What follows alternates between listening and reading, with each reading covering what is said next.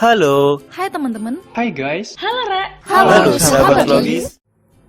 Kenalin, aku Arsinta, jurusan akuntansi di Politeknik Negeri Malang Polinema. Heyo sahabat logis, apa kabar nih? Semoga selalu baik ya. Sebelumnya aku ucapkan selamat buat teman-teman mahasiswa baru atau maba yang sudah berhasil masuk ke Polinema Kampus Biru. Perjuangan kalian yang sangat panjang akhirnya terbayarkan. Salam kenal ya dari aku. Oke, di podcast episode ini aku bakal bercerita tentang pengalamanku di Polinema dan lika-liku apa aja yang kuhadapi selama berada di kampus ini. Tanpa menunggu waktu lama lagi, mari kita mulai. Oh iya, aku mau tanya dong sama sahabat logis. Menurut kalian, maba itu gimana sih? Waduh, bahas-bahas tentang maba, aku keinget nih setahun lalu pas jadi maba. Awalnya itu, aku sudah dikasih wejangan sama keluarga. Kalau kuliah di luar kota pasti beda banget sama kota awalku Batam. Wah, udah kepikiran banget pokoknya bakal gimana nanti di sana.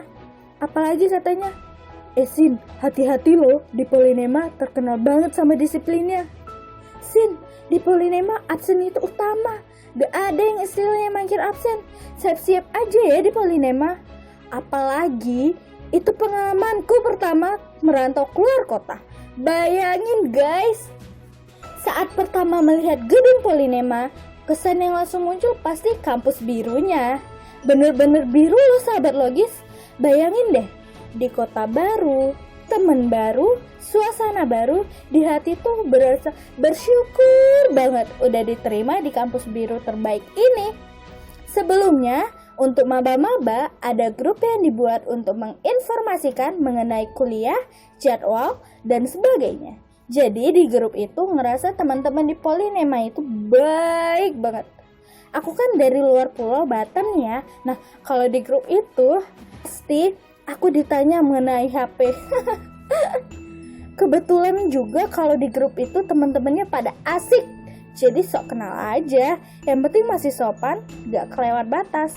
Walaupun belum pernah ketemu, berasa sudah punya teman dekat. Lalu, waktu masih komunikasi sebatas WhatsApp, saling cerita-cerita pribadi tuh. Dulu sekolah gimana, kesukaan apa, apapun yang bikin kita makin deket. Tapi dalam konteks positif ya. Pokoknya, bring your A game from the start deh.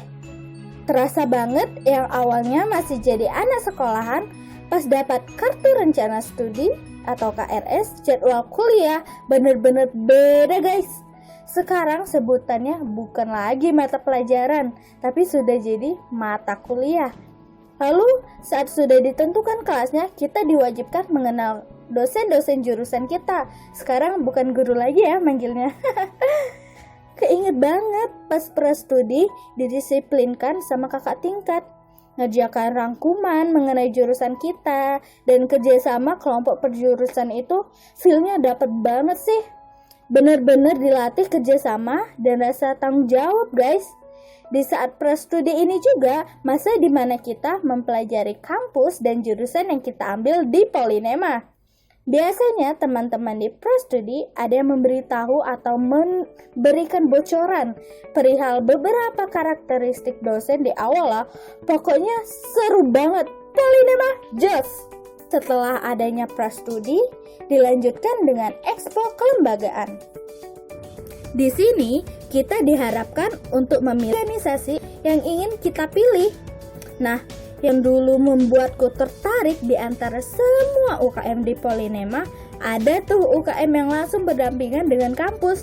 Yang saat pertama kali tahu tuh kayak ngerasa, wah, UKM ini yang bisa bantu lebih paham tentang rasa bertanggung jawab organisasi dan kepenulisan. Lihat UKM Pendidikan dan Penalaran. Gak bohong deh. Menurutku saat itu yang masih maba, yang maunya tidak mengecewakan orang tua, dapat peringkat atau salah satu juara dan terpilihnya beasiswa, ya UKM Pendidikan dan Penalaran atau UKM PP ini yang cocok. Di UKM PP ini, aku diajarkan bagaimana kita meyakinkan UKM yang kita pilih itu sesuai minat, bakat, dan kemampuan.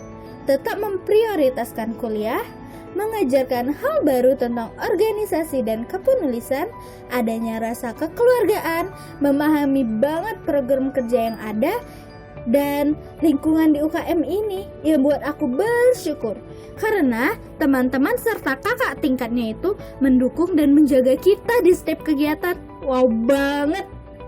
Ingat sahabat logis, jangan jadi mahasiswa kuliah pulang atau kupu-kupu ya. Pada saat pandemik ini juga, tentunya kita hanya bisa kuliah online atau daring di rumah masing-masing. Mensiasati ini, tentunya aku pribadi harus mampu mengatur waktu atau reminder jadwal mata kuliah online. Harus punya prinsip untuk tepat waktu dalam pengumpulan tugas. Jangan sampai telat deh pokoknya. Menyimak pelajaran atau materi kuliah saat daring seperti ini penting banget. Jangan sampai lalai ya sahabat logis. Lalu, tempat atau ruangan yang mampu buat kita nyaman dan berkonsentrasi penuh itu wajib banget loh guys untukku. Dan yang super kita ingat selalu untuk absen di waktu yang tepat dan gak ngaret tentunya. Walau di masa pandemi COVID-19 ini merupakan hal baru untuk kita mahasiswa maupun pengajar dosen, tapi di masa ini pula kita bisa banyak belajar mengenai hal baru loh. Kita dituntut untuk lebih dapat belajar gak cuma sekali tangkap saat diterangi via Zoom saja, tapi pasti mengambil waktu nyaman lainnya untuk dapat memahami materi. Catatanku saat daring juga makin rapi guys. Kadang juga bisa buat catatan di laptop loh. Saat kuliah daring ini juga kita dilatih untuk lebih bertanggung jawab, kreatif dan juga mandiri, sehingga membentuk pribadi yang lebih percaya diri. Dan yang paling aku suka saat kuliah daring ini, bisa mengikuti perkuliahan kapanpun dan dimanapun sesuai keinginan aku. Jadi mahasiswa baru itu pengalaman yang luar biasa loh sahabat logis. Pengalaman yang kita dapat pasti akan selalu diingat seumur hidup. Pilih teman yang frekuensi dan mendatangkan hal positif untuk kita ya. Tentunya maba juga perlu ada pendekatan dengan dosen. Jadikan tahun pertamamu kuliah menjadi tahun awalmu bergerak menjadi generasi emas bangsa ya. Keberhasilan bukanlah milik orang pintar. Keberhasilan itu adalah milik mereka yang mau berusaha. Kutipan dari B.J. Habibie. Salam kenal dan sampai jumpa lagi di podcast lainnya. See you, bye-bye.